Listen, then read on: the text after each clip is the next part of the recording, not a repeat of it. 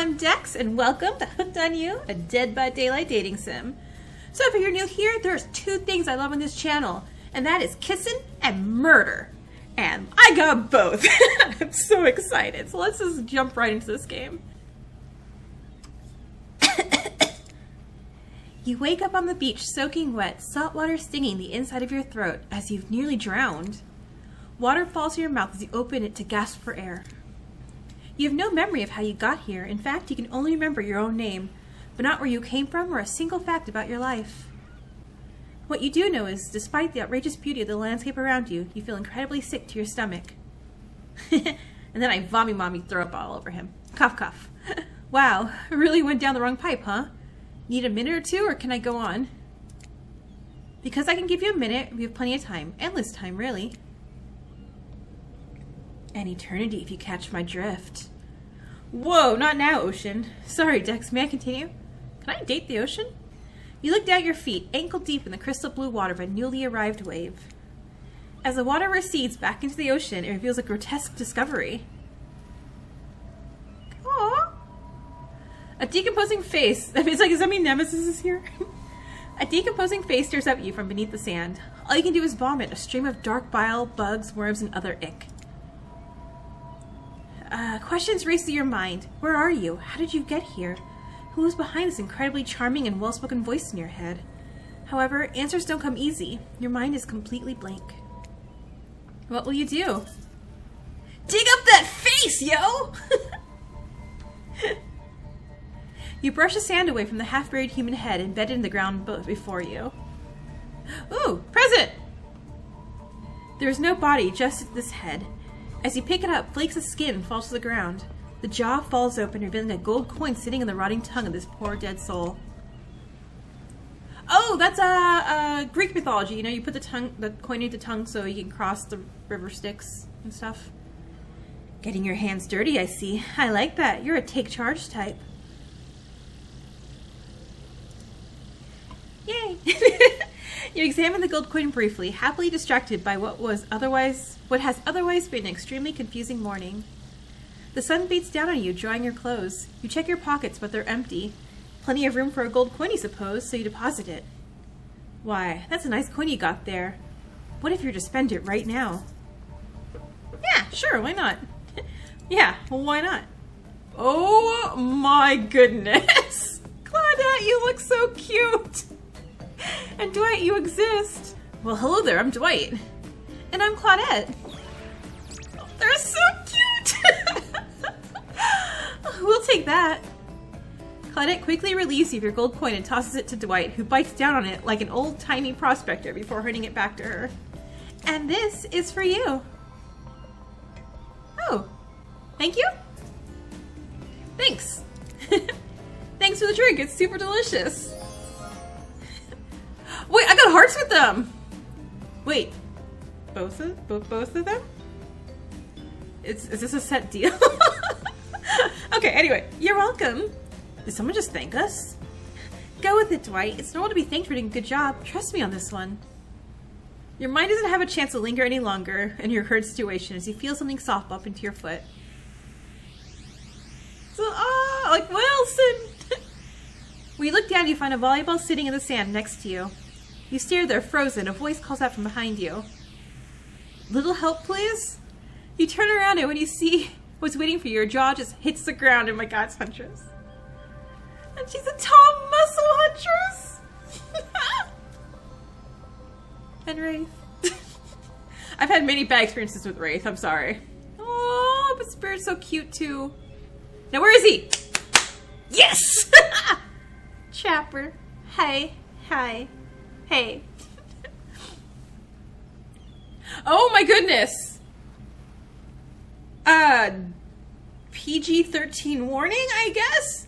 4 gorgeous monsters stand halfway between you and a well-tended volleyball court.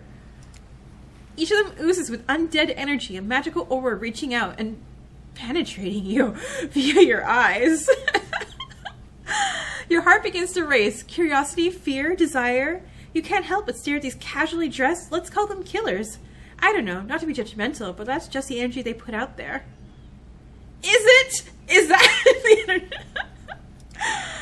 So many competing feelings rushing through your mind at once and you're completely paralyzed. Hello? There are weird days and then there's this. All you can do is look down the ball and back up this monstrous lineup of, well, literal monsters. Sexy ass monsters, though. What do you do? Toss it back? Yeah. You bend down and grab the ball. It's warm from sitting in the sand on this beautiful day. When you give the ball a toss, it arcs beautifully through the air and lands right in the huntress's hands. Not bad, stranger. I'm not giving them voices, I'm sorry. I won't be able to take myself seriously at all. Huntress's muscles ripple as she grips it in her hand. You look her up and down and consider what it might be to be held tightly by those strong arms. Warm, perhaps. Maybe a little sweaty, but that's okay. That's natural. Try hard much? Bleh. Oh. Gee, it's really Spirit's calling me a tryhard. They're speaking directly to you, but you still can't bring yourself to reply. You're entranced. When you snap out of it, you realize that everyone has gone back to the volleyball court.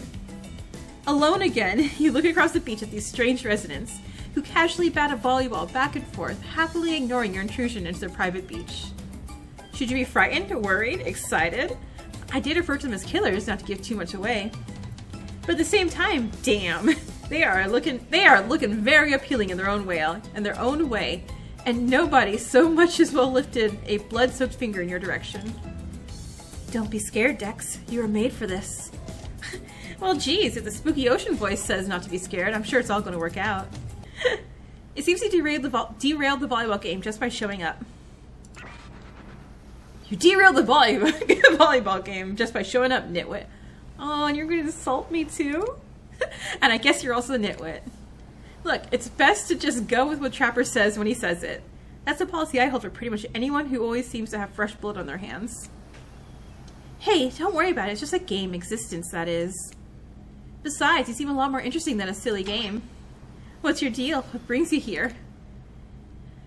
You mean they're here to do more than distract me from my total domination?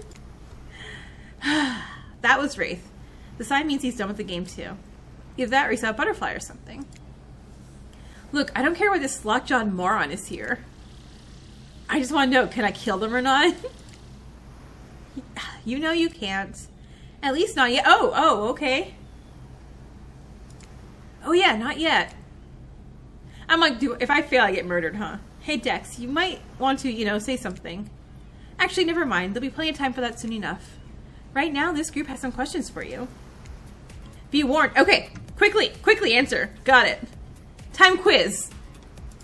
Very important. How attractive would you say I am? Super. I'm very attractive. Oh gosh, that's you think is very attractive compared to this? Trevor flexes his muscles so tight that you can practically see the blood running through his veins. If you could have any superpower, would it be? Oh man, strength. Super strength would be cool. Strength isn't all about muscles. True strength is up here. Where are you pointing to? You expect Trevor to point to his head, but instead he taps on his bulging shoulders. It's specifically in these muscles. Nobody gives a shit about your calves. Oh. What's your best subject in school? I majored in skipping class. If I had ever gone to school, I'm sure I've done great in skipping class. I prefer skipping over walking almost always. Aww. What's your favorite animal? What the hell's a mustelid? I like dogs. Dog? You look absolutely adorable, little puppy. Oh my goodness. Wow, okay, again, yeah, PG-13 warning, I guess.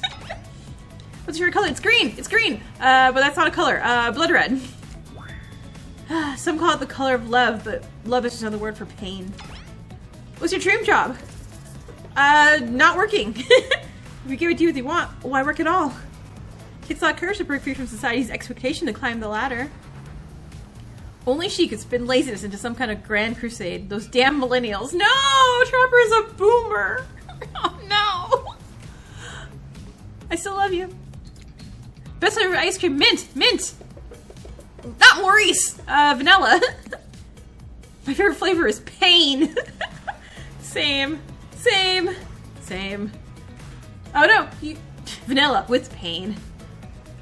Hey! I think mint chip! Awesome! I mean, I think coffee is my favorite, but mint chip was like, the popular best favorite. Whatever. Wait about ice cream, am I right? Hold on a sec, this reminds me. I'm right. Always. It is a lesson you should learn before we go too much further. Do what I say if you want to survive. Pick mint chip. Sorry, there's a fly in my way. I was like, ah! We're teaching lessons now, narrator, you rascal. Kill or be killed is the rule on this island, even for faceless voices. Tell me, what's the best flavor of ice cream? Mint chip. So obedient. Now that they know so much about you, I'm sure the group wants you to start getting to know them. I'm Trapper. I pretty much run things around here. I'm the smartest, richest, strongest person on this whole island. Yeah, you are, babe. I don't like losers. If you want to know what a loser is, say hello to Wraith. Hi, I'm Wraith. I'm nothing like everyone else. I like nice people and I loathe big dumb idiots. Well, guess what? I'm a big dumb idiot, so bye. Hey, what's up? I'm Spirit. I don't like most things. I really don't hate most things either. It's not worth my time. But the things I do hate, I really hate, you know? Based on my personal observations, life is nothing but suffering. And society is a carefully calculated lie to keep everyone subservient to those in power. It's better to choose to just not take part. Jeez, it's like she was downward murdered by society. She hates it so much. Oh no, wait, I'm remembering Spirit's story now, and that's almost exactly what happened. Hey, I'm Huntress. Don't those bummers get you down? There's lots of fun to be had on this island, along with lots of love. Yeah, there is, if you know what I mean. Grow up. Grow a body. I've explained this 1,000 times. I'm dead, but I'm not a literal ghost. I just created a trail of fog, but I'm not made of it. Whatever, fog body. That's not nice. He's not nice. You love it. I love it. Only sometimes. Ew, really? That's disgusting. That face, though. That's beautiful, right? That's why she likes it. Don't speak for me. I also hate it. Stop speaking entirely, actually. For the first time ever, I agree with Wraith. Let's move on, otherwise we'll do this all day. Besides, if I know this crew, and I do, they'll want to show off soon enough. If we're done playing, let's do something else instead. Wow, for once I agree with the meathead. I say we go back to my yacht. It's a massive boat dock nearby. I'll give everybody a taste of true luxury and power. Wraith rolls his eyes. Don't mind him, he just hates fun and happiness. No, I hate endless, desperate, soul-crushing pursuit of wealth. The way it's flaunted needlessly and the cruelty it engenders. What about hanging out by the pool? I find the water calming, simple, beautiful. Hey, what about our volleyball game? We can exercise and have some fun as a group. Are you all serious? There's a perfectly good lounge to chill at right here. I'm tired, and besides, I hate being in the sun. Where'd I want to go? Where's that yacht? Wait, does it not tell me? This is a yacht, right? How about the yacht? Perfect! You obviously have a modicum of taste and good judgment. I do not. At least I hope you do. Guess we'll find out. Worst case, we'll start with how strong your bones are, how heavy you are to pick up and throw, and how fast your lifeless body sinks. Should be a pretty chill day regardless. Hold on! Just for one moment. This is Dwight and Claudette, our activities coordinators. They're also the cooks, waiters, bartenders, janitors, and every other job. We will now escort the group to a venue of your choosing. However, in the future, we recommend waiting first to present you with your options whenever possible, and don't just run off to various activities unsupervised. We don't have much autonomy here. At least you can do is allow us to do our job. The most you can do is help us get off this island. Dwight! Yeah, pardon me. Please, follow us. Hey, narrator? Yes, something I can help you with? Those two, Claudette and Dwight, did they just start to mention something about wanting to escape? Is escape an option? Should I be trying to escape? Escape? Them? Oh, no. I think you're mistaken. It seemed like Dwight was asking for help to get off this island, though. Oh, right, that. Yeah, that's true. He was, but he just meant he wants to get to the other vacation island getaway. A couple miles south of here. There's a much fancier accommodations on this island. Trapper is very pleased with your choice. Yeah, he is. Not just because he owns this boat either. Clearly you understand the importance of appreciating the finer things in life. Unfortunately though, this means those uncouth heathens are on my now beautiful boat. Not exactly a genial host, but what he said isn't even the worst thing about his comments. Is that he made them in front of everyone else, loudly. They're used to it at this point though, so it's time to get to the good stuff. Eating! As a guest of honor, you choose the appetizer. Here's the menu. What do you want served? Oh no, I don't like either of these two things. And I feel like this is escargot. No! Alright. Strategically, I would probably feel safer eating the veggie hummus platter. But I feel like Trapper wants me to eat meat. Raw, simple, tasty. Maybe a little risky. It's beef carpaccio all the way for me. And I'm sure a group with such particular tastes will surely love it. Oh, it's Huntress's favorite. Okay. Great choice. It's my favorite. Sometimes it's too cold to start a fire, so you eat what you can, how you can. Gross. Not just meat, but raw meat? Will you be wearing a fur coat throughout the meal too? No, it's far too warm for that. But maybe some fun little slippers. Can we get you anything else? Thank God. I don't want to be mean to them. I'm all set, but thanks for great service. Fantastic. Yeah. Wow, no one's ever thanked us for anything. I thanked you earlier. Oh no, no. Alright, I'll thank you kindly for never speaking aloud to my guests without being spoken to first. Now scram. Now the help is gone, the killers, you know, killers is a bit harsh. They haven't killed anyone today anyhow. Maybe we should call them suitors or something, but I don't know, that likes a bit of a punch. I'm sticking with killers. The killers begin to hover around you. They seem to be waiting for a moment alone with you. Who are you allowed to steal you away for a quick step? Trapper! You make eye contact with Trapper, he immediately pushes the others aside. You already show promises as a prospective mate. Oh goodness. Therefore, I'd actually like to get to know you better. So I'll let you in on a secret. When the time comes, I have a private little getaway here on this island. No one else knows about it. It's to die in, and I mean for. It's to die for. It's a hidden spot where I enjoy all of life's many bounties. I want to show it to you. But not because you're worthy of it just yet, though. Mainly because it'll piss everyone else off that you chose me. I always like to remind them who's really in charge here. Oh yeah, and also that part about getting to know you better. That's also important. I guess. Everyone put down your appetizers. I am bored and on my yacht that's unacceptable. Declan? Oh, Dwight. Okay, I'm like, whoa, who's Declan? Yes, sir? Prepare a libation. Something that'll impress our new guest. By the looks of them, shouldn't take much. It doesn't. Carla, make sure we both got boozy and non-alcoholic versions made. Nobody has to drink if they don't want to. I'm a killer, not an asshole. Declan? Carla? I thought their names were Dwight and Claudette. Who the hell are Dwight and Claudette? Hey, Daryl, Christina. You know those two? Maybe they work on the other island. You, Dex, ready your mouthful. Oh, okay. Wow, this guy really knows how to sell a drink. While undoubtedly crass, he does have a point. A minigame is income. Okay, minigame. Yes, let's do it. Alright, all I read was press spacebar on target, so yeah, we're fine. Ready? Anyway, away we go. The party never stops. Shots, shots, shots. Oh. Oh, nice. Perfect. Oh. Perfect. Ah, darn it. Not bad. Oh, geez, that's hard. Not bad. That's bad. This whole amnesia thing is already a lot to take in without also pouring a bunch of drinks on top of it. So it's not unexpected you didn't perform perfectly. Lucky for you, my desire for perfection is only matched by my enjoyment of watching losers fail publicly. But don't expect luck to get you through this forever. Oh, I didn't impress him. Overwhelmed by the afternoon's activity, you feel yourself spinning out of control. Was it the drinks? The pressure to perform? The rocking of the ship? Smartly, you pound a pitcher of water before everything goes dark around you. And it turns out a quick nap is just what you needed. Seems like the next activity is mealtime? How quaint. You're expecting what? Capture the flag? Do you know how complicated it is to run a game like that?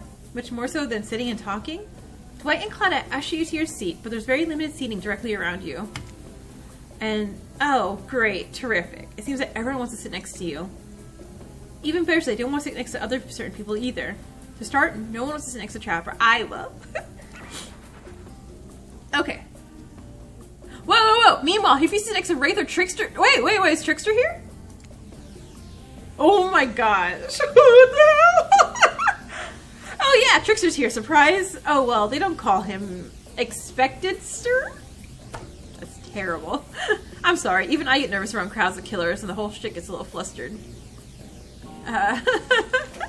Oh And he likes me! Hey there, you looking good, Dex. Real good. We literally can't let hunters or trappers sit next to each other. No, seriously, their arms are too big. They can't fit the table if they sit side by side. Look at this. We can't even fit everyone on the screen at the same time. You probably think it was an error, but it's not. It's completely intentional. I thought we listened to you. Every error you think you see is a choice. Got that? Okay. Dwight and Claudette are directing traffic. You sit on one side, the rest will sit on the opposite of you. Huntress and Trapper can sit the ends with their enormous sexy arms. Now that everyone's seated, we can begin dinner. Tonight's meal was prepared slowly and carefully with love and hate for 12 hours over a spit. We hope you all enjoy. We really, really do. Hey, you didn't actually tell us what you're serving. What are we eating? It's meat! Seasons with a specific number of... Oh no.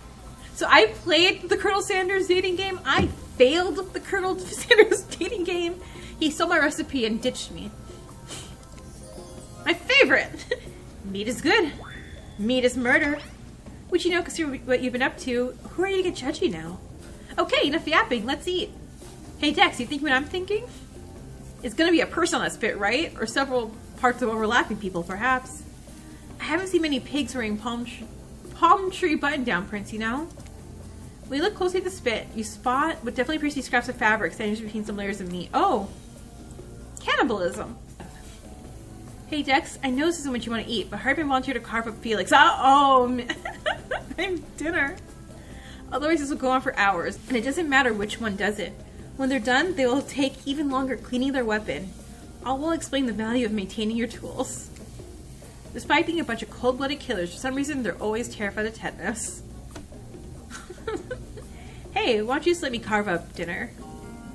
Splendid idea. We'd hate for it to get cold. We hated it when it got cold. Here's a machete, freshly sharpened. Okay.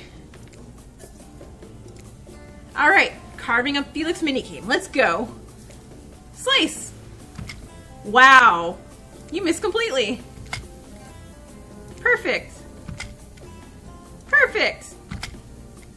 Not bad. Missed.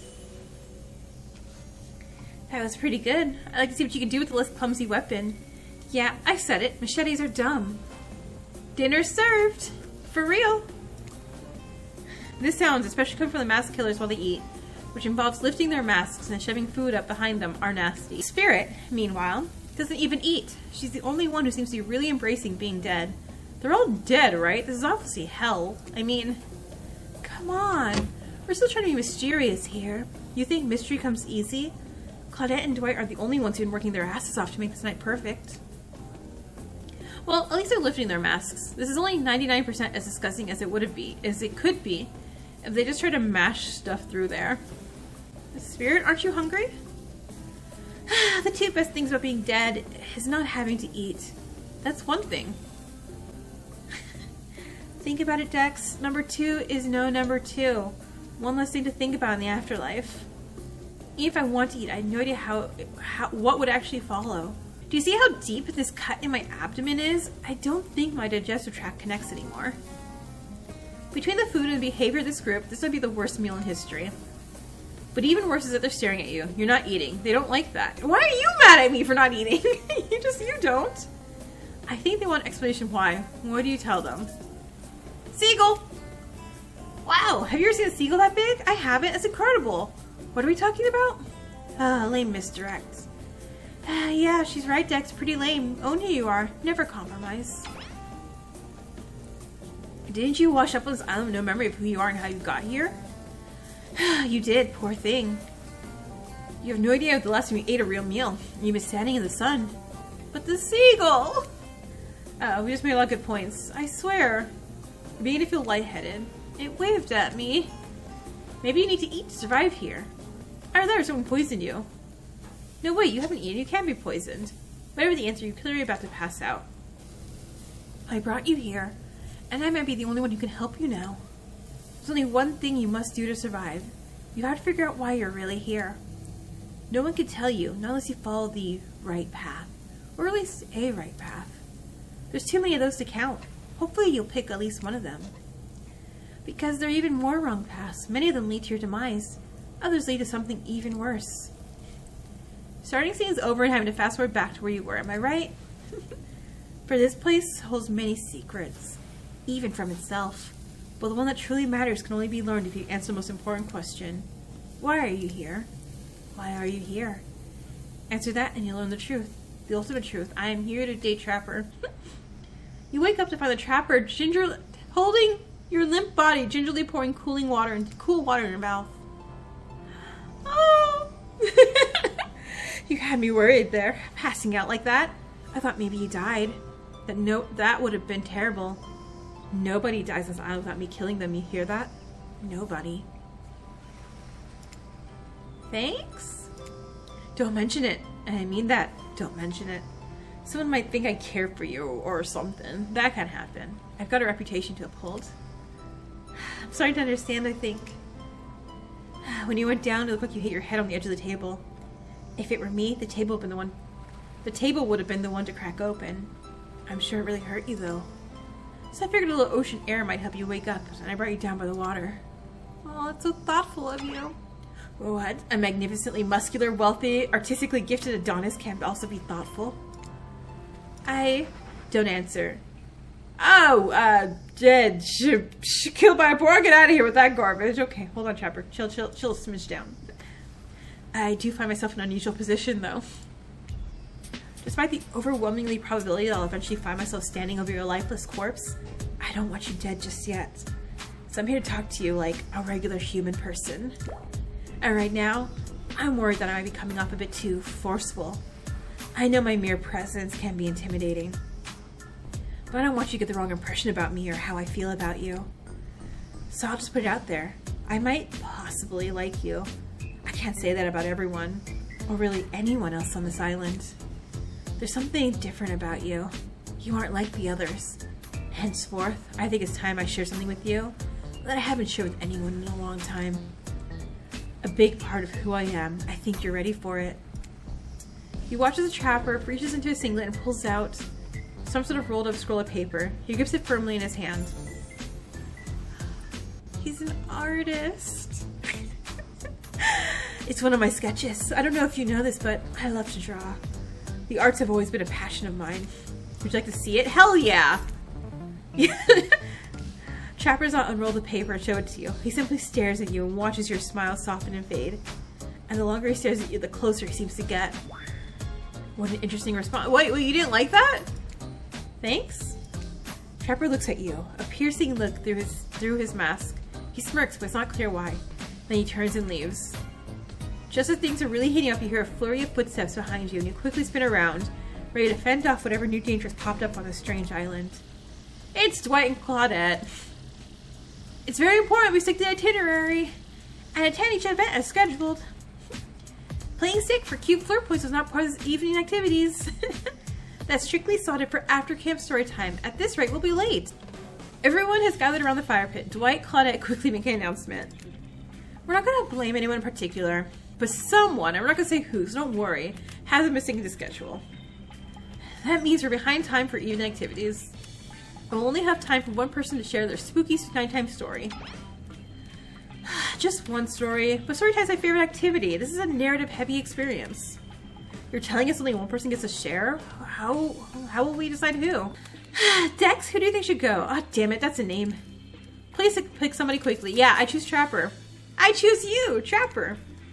Whoa. This entire experience is being carefully crafted to avoid IP infringement lawsuit. Care for the catchphrases, will ya? Yes, of course, you want to hear my story. It's a good one, and an old one, too. This is an infamous tale about two young friends from my hometown. Best buds who did everything together, anything together.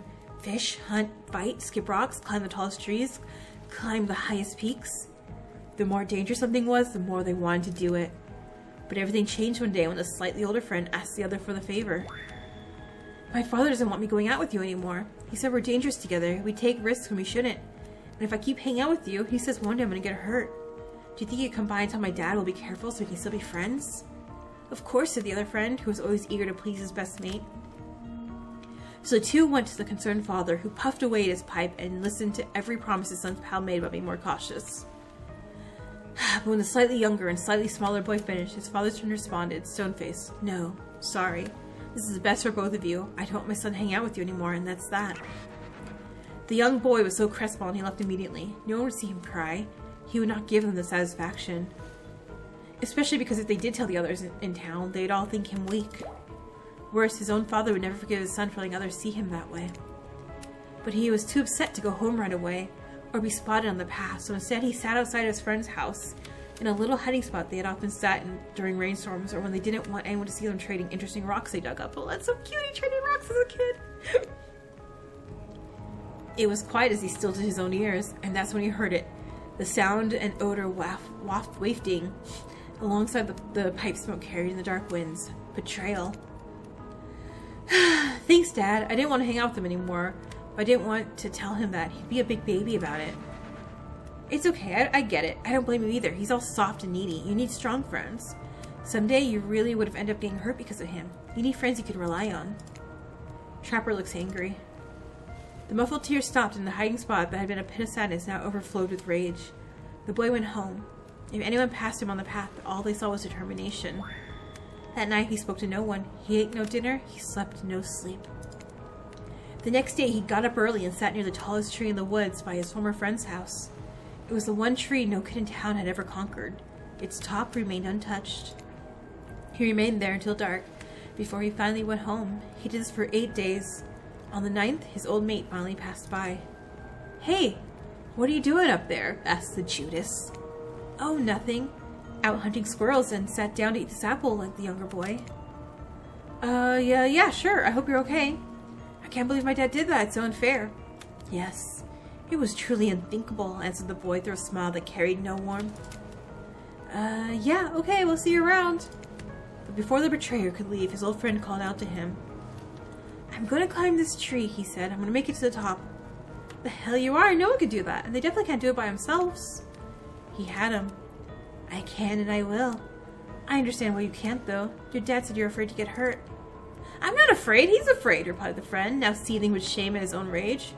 "Oh, forget what dumb father said. I'll do it with you. You'll see. I'm not afraid." And so the two climbed and climbed, each making it higher than they ever had before. And they continued to climb. But whether they would have reached the top will never be known. Because the turncoat, the boy who had made his father lie for him, fell before he could make it all the way to the top. Some say it was no accident that his old chum pushed him. But how could he be? He was the weak one after all. Of course, such a weak child could never send his best friend to his death. It was an accident.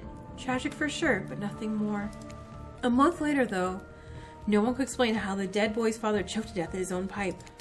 Yeah, definitely a good call on staying quiet after all that. Silence really is the best at a time like this. What about you, Dex? What'd you think of my tale?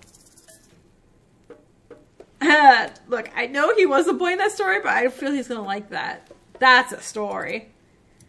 Yes, it is. Money! I also like money. Guess it's like the response. He's handing you a gold coin. Yeah! On that note, everyone decides it's time to take a break and split up a little bit so they can all have a moment alone before bed. It has also been 45 minutes. I want to chop this video down to like half an hour. That probably sounds about right.